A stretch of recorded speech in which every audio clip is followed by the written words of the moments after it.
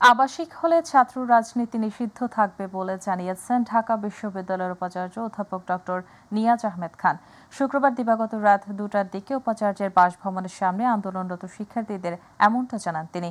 এর আগে ঢাবির সব হলে ছাত্রদলের কমিটি ঘোষণাকে কেন্দ্র করে শুক্রবার গভীর রাতে বিক্ষোভে নামেন শিক্ষার্থীরা। এদিন রাত 12টার পর কমিটি ঘোষণার প্রতিবাদে বিক্ষোভ করেন মাস্টারদা সূর্য সেন হল, মহসিন হল, রোকেয়া হল সহ বিভিন্ন হলের শিক্ষার্থীরা। পরবর্তী উপাচার্যের বাসভবনের সামনে অবস্থান নেন শিক্ষার্থীরা। এক পর্যায়ে রাত 2টার দিকে শিক্ষার্থীদের সঙ্গে কথা বলেন ঢাবি উপাচার্য অধ্যাপক ডক্টর নিয়াজ আহমেদ খান। তিনি জানান, গত বছরের 17 জুলাই হলে ছাত্র রাজনীতি নিষিদ্ধ করার যে সিদ্ধান্ত নেওয়া হয়েছিল তা বহাল থাকবে। এই নীতিমালার অধীনে স্ব হল প্রশাসন প্রয়োজনীয় ব্যবস্থা নেবে। এ সময় ছাত্রদলের ঘোষিত কমিটি নিয়ে সংগঠনটি নেতাদের সঙ্গে আলোচনা করবে বলেও জানান তিনি।